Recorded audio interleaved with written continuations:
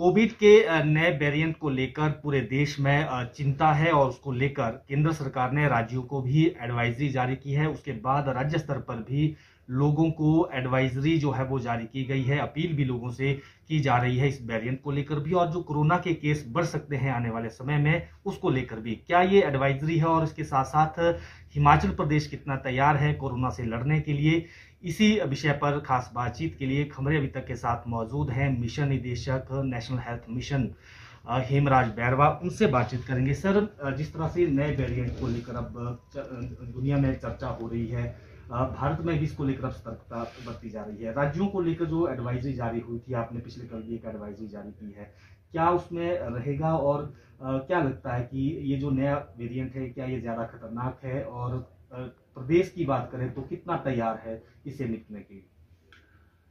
Advisory तो आप लोगों ने देख ही ली होगी, और एडवाइजरी में हमने जो बेसिक कोविड अप्रोप्रिएट बिहेवियर की प्रोटोकॉल है उसी पर हमने फोकस किया है, जिसमें मास्क लगाना, और ख़ासकर जहाँ क्राउडेड प्लेस हो, इंडोर प्लेसेस हो, वहाँ पर मास्क आप ज़रूर लगाएं। हैंड सैनिटाइजेशन, सोशल डिस्टेंसिंग की बात है उसमें हमने की है। बूस्टर डोज या प्रिकॉशनरी डोज जिसको हम कहते हैं, जिसका ड्यू है वो ज़रूर लगवाएं। और सबसे इम्पॉर्टेंट बात कि अगर किसी को फ्लू लाइक या कॉमन कोल्ड के सिम्टम्स हैं तो वो अपना आरटीपीसीआर टेस्ट कराएं। हो सकता है वो उस टेस्ट के ज़रिए हमें पता चले, क्योंकि हम जितने भी आरटीपीसीआर के टेस्ट हो रहे हैं उनमें सभी केसेस को लेकर उनकी जीनोम सीक्वेंसिंग के लिए भी सैंपल भेज रहे हैं। तो हमें जल्दी पता लग पाएगा कि कोई उस जो खतरनाक वेरिएंट जिसकी बात हो रही है BF7, उसकी प्रेजेंस हमारे प्रदेश में कितनी है, ताकि हम इस चीज़ को लेकर काफ़ी सतर्क हो जाएं कि अब हमें अब आगामी जो कदम हमने उठाने हैं वो किस तरीके के उठाने चाहिए। जहाँ तक तैयारी की बात है, इनफैक्ट प्रिंसिपल सेक्रेटरी हेल्थ ने CMOs के साथ रिव्यू लिया है और सभी CMOs को निर्देश दिए हैं कि अपनी अपनी कोविड से संबंधित जितनी भी ज़रूरी तैयारियां हैं उसको एक बार चेक कर लें, जांच लें, जिसमें आपकी बेसिक लॉजिस्टिक्स की उपलब्धता है, या कंज्यूमेबल्स की उपलब्धता है, या ह्यूमन रिसोर्स जो कोविड के लिए आप डिप्लॉय करेंगे उसकी उपलब्धता है। तो उन सारी चीज़ों को लेकर PSA प्लांट्स हैं, लिक्विड मेडिकल ऑक्सीजन है, ऑक्सीजन सिलेंडर्स हैं, मैनीफोल्ड गैस पाइपलाइंस है। सो ये सारी तमाम चीज़ों को लेकर सभी जिले के CMOs, principal medical colleges and बड़े हॉस्पिटल के मेडिकल सुपरिटेंडेंट्स को निर्देश VC के माध्यम से दिए गए हैं। और इनफैक्ट भारत सरकार 27 तारीख को एक मॉक ड्रिल भी आयोजित कर रही है, जिसके अंदर इन फैसिलिटीज़ की कोविड प्रिपेयर्डनेस के बारे में जानकारी ली जाएगी और देखा जाएगा कि कितने वो इस चीज़ को लेकर तैयार हैं। सर, आपने जीनोम सीक्वेंसिंग की बात की। हिमाचल से अभी कितने सैंपल इस तरह के भेजे गए हैं, और क्या रोजाना भेजे जा रहे हैं या उसमें एक पीरियड के बाद भेजे जा रहे हैं? पहले ये एक पीरियड के बाद भेजे जा रहे थे, लेकिन अब ये सैंपल्स रोजाना भेजे जा रहे हैं। इनफैक्ट साथ ही साथ हमारे पास नेरचौक में हमारी खुद की जीनोम सीक्वेंसिंग एक लैब हमने इस्टेब्लिश की है, जिसका रजिस्ट्रेशन अभी बाकी है। तो वहाँ पर भी हम टेस्ट के तौर पर सैंपल्स भेज रहे हैं। तो जितने भी पॉजिटिव केस आते हैं, और अच्छा एक टेक्निकल पार्ट इसके अंदर है कि जो भी हमारे केसेस होते हैं उनमें जो केस एलिजिबल होते हैं, एलिजिबिलिटी से मतलब एक टेक्निकल टर्म होती है, उसको CT वैल्यू बोलते हैं।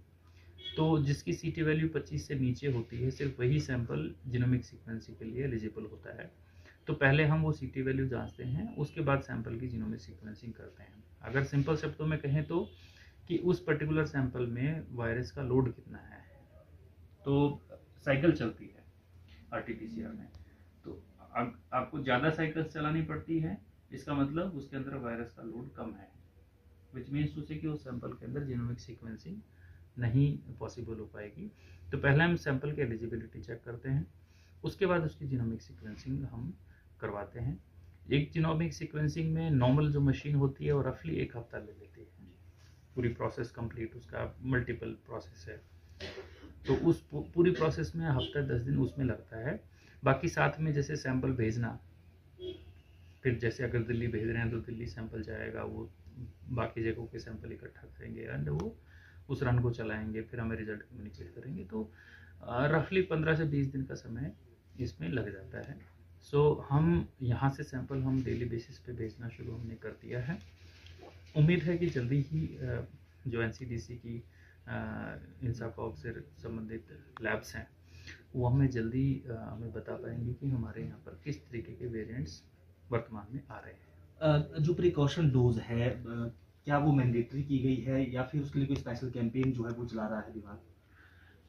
वैक्सीनेशन कभी भी मैंडेटरी नहीं था। इनफैक्ट हमने सबको हमेशा परसुएड ही किया है कि वैक्सीन वो ज़रूर लें। इनफैक्ट अगर आप नेशनल एक्सपर्ट्स की भी अगर उनकी भी राय जानेंगे तो इस चीज़ से आप लोग वाकिफ़ होंगे कि भारत ने जो वैक्सीनेशन जितना लार्ज पॉपुलेशन को कवर करके किया है और जिन वैक्सीन्स को हमने अडॉप्ट किया है उनके ज़रिए पीछे भी जब दूसरे देशों में ओमिक्रॉन की लहर से काफ़ी नुकसान हुआ था, हमारे यहाँ पर रिलेटिवली हम लोग उससे बच के रहे थे। तो वैक्सीनेशन डेफिनेटली एक इम्पॉर्टेंट टूल है। तो अगर ये चीज़ हम जनमानस को समझाने की कोशिश करते हैं तो जनमानस आगे आता है और वैक्सीन लेता है। सो अनिवार्यता किसी तरीके की नहीं है। हाँ, कैंपेन के माध्यम से हम लोग कोशिश करते हैं कि उसकी जो एक्सेसिबिलिटी एंड अवेलेबिलिटी है उसको हम सुनिश्चित करें ताकि लोग उसको आसानी से ले सकें। अभी जो वैक्सीन हमारे पास उपलब्ध है कोविशील्ड और कोवैक्सीन, तो धीरे धीरे क्योंकि कोविशील्ड जो वैक्सीन थी वो चल रही थी और अभी इनफैक्ट आपने न्यूज़ में भी देखा होगा कि उन्होंने नेज़ल वैक्सीन की अप्रूवल दी है। तो हमने भारत सरकार के साथ ये मामला भी टेकअप किया है कि जी हमें जो वैक्सीन है उसकी उपलब्धता सुनिश्चित कराएं, चाहे वो कोविशील्ड हो, कोवैक्सीन हो या नई नेज़ल वैक्सीन हो। तो जैसा भारत सरकार इसमें तय करती है हम उनके दिशा निर्देश अनुसार कार्य करेंगे। लेकिन हम बस हमारे उन आग्रह हमने यही किया है कि हमें तुरंत से तुरंत और ज़्यादा मात्रा में वैक्सीन की उपलब्धता कराएं, सो दैट ऐसा ना हो कि हमने कैंपेन चला दिया, लोग वैक्सीन के लिए आ गए और वैक्सीन की उपलब्धता उनको ना मिले और थोड़ा एक वैसा माहौल ना बने कि लोग कहें कि जी वैक्सीन ही नहीं है। तो उस वैक्सीन सप्लाई को इंश्योर करने के लिए हम लगातार भारत सरकार से संपर्क में हैं और फिलहाल हमारे पास जितनी वैक्सीन उपलब्ध हैं उन्हीं को रैशनलाइज करके हम सब लोगों को कोशिश कर रहे हैं कि वैक्सीन मिल जाए। सर टूरिस्ट सीजन भी है तो टूरिस्ट भी बाहर से काफ़ी आ रहा है, तो ऐसे में क्या उनके लिए कोई अलग से एडवाइजरी रहेगी या होटलियर को कहा गया है कि जो पर्यटक बाहर से आते हैं या कोई ऐसे सिम्टम वाले भी आते हैं तो उनका कोई टेस्ट जो है वो करवाया जाए, इस तरह की कोई डायरेक्शंस दी जा रही है? मैं समझता हूँ इस चीज़ की अभी आवश्यकता नहीं है। जो एडवाइजरी जारी की है वो सभी पे समान रूप से लागू हो रही हैं। तो जो स्पेशली कि हम टूरिस्ट को ही फोकस करें उसकी मुझे आवश्यकता भी महसूस नहीं होती, क्योंकि सारे हमारे प्रदेश जितने भी देश में अलग अलग राज्य हैं सब लगभग एक ही पेडेस्टल पे आज के समय पे खड़े हैं। तो ये कहना कि जी टूरिस्ट वायरस लाएगा या उससे ज़्यादा कुछ परेशानी होगी, मेरी समझ से आज के समय में उसकी उस बिंदु पर ज़्यादा फोकस करना या उसको हाईलाइट करना ज़रूरी नहीं होगा। मॉक ड्रिल की भी आपने बात कही है, तो हिमाचल में किस तरह से मॉक ड्रिल होगी? और जो एक पीछे भी जब कोविड आया था तो उस वक्त ऑक्सीजन को लेकर भी एक बात जो है वो चिंता हुई थी, कमी की बात भी आई थी। क्या इस बार तैयारियां हैं, पहले से ही तैयारियां की जा रही है कि इस तरह की बातें ना आए सामने? पुराने जो इश्यूज थे उससे सबक लेते हुए पूरे देश में और प्रदेश में भी ऑक्सीजन की उपलब्धता को लेकर व्यापक प्रबंध किए गए हैं। आज के समय में हमारे पास 40 से ज़्यादा, मैं कहूँगा 48 हमारे पीएसए प्लांट्स हैं जो फंक्शनल इस समय हैं। कुछ थोड़े मोटे कुछ जगह इश्यूज होंगे उनको भी आयरन आउट किया जा रहा है, लेकिन 40 से अधिक पीएसए प्लांट हमारे पास है। 3 लिक्विड मेडिकल ऑक्सीजन प्लांट्स हमारे पास हैं और 10,000 से ज़्यादा हमारे पास ऑक्सीजन सिलेंडर्स हैं।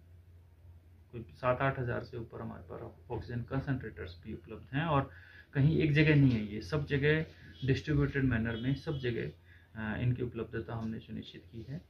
तो जहाँ तक अवेलेबिलिटी की बात करते हैं वो इशू नहीं है। हाँ, इनकी जो प्रिपरेशन है ऑक्सीजन के, ये जो भी चीज़ें हैं वो ठीक से काम कर रही हैं कि नहीं कर रही हैं, जहाँ पेशेंट को इसकी उपलब्धता होनी चाहिए वो सुचारू रूप से हो पा रही है कि नहीं हो पा रही है। तो उस संबंध में हर वीक भारत सरकार ने शुरू से सुनिश्चित किया हुआ कि हर वीक इनकी मॉक ड्रिल वो लोग एक तरीके से करते हैं और चलवा के देखते हैं कि भाई ये प्लांट ठीक तरीके से चल रहे हैं कि नहीं चल रहे हैं, ऑक्सीजन की उपलब्धता है कि नहीं है।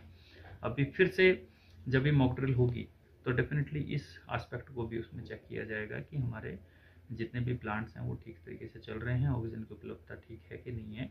इनफैक्ट जब वीडियो कॉन्फ्रेंस की थी तो फील्ड के काफ़ी ऑफिसर्स ने कहा कि उन्होंने प्लांट्स चला के देखे हैं, ठीक कंसंट्रेशन के साथ ठीक तरीके से ऑक्सीजन की उपलब्धता वो सुनिश्चित कर पा रहे हैं। मैं समझता हूँ मॉक ड्रिल से एक बार फिर वो चीज़ दोबारा से एक तरीके से चेक हो जाएगी और हम इस जो भी हमारी उपलब्धताएं हैं लॉजिस्टिक्स वाली, उनको हम चेक कर पाएंगे कोविड के लिए वो तैयार हैं या नहीं है। सर आखिरी प्रश्न, आपको लगता है कि अवेयरनेस और जो सतर्कता रहेगी तो जो नया वायरस है या फिर कोरोना सामान्य भी होगा उसको रोका जा सकता है, और उसको लेकर विभाग भी किस तरह से अपील करेगा, लोगों के बीच में भी किस तरह से इस अवेयरनेस को फैलाएगा?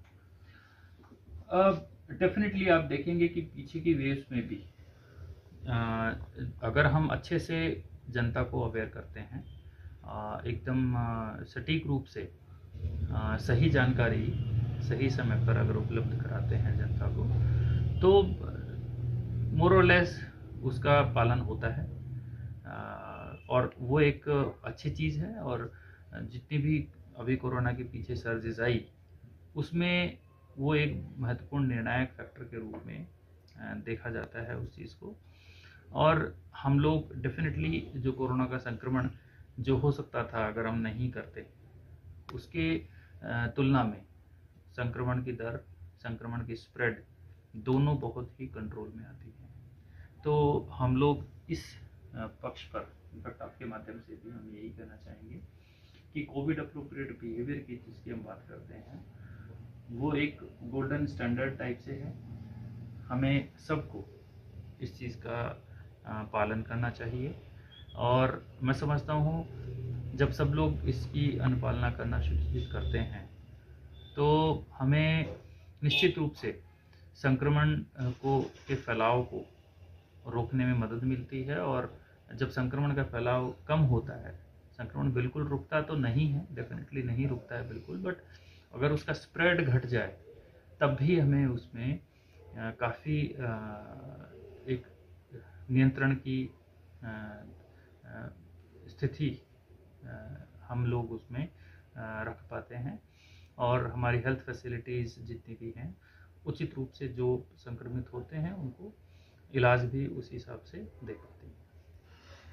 बिल्कुल, ये थे मिशन निदेशक national health mission Hemraj Bairwa. इन्होंने कहा कि कोरोना अनुरूप व्यवहार इसकी पालना करने का अभी वक्त है और उससे कोरोना का संक्रमण उसको कम किया जा सकता है और इसको लेकर एडवाइजरी भी राज्य सरकार की तरफ से, स्वास्थ्य विभाग की तरफ से जारी की गई है। हालांकि इनका कहना ये भी है कि किसी भी परिस्थिति से निपटने के लिए प्रदेश पूरी तरह से तैयार है। तमाम जो इसके लिए सामान चाहिए, सामग्री चाहिए, चीज़ें चाहिए, वो प्रदेश के पास उपलब्ध है। खबरें अभी तक के लिए प्रदीप ठाकुर, शिमला।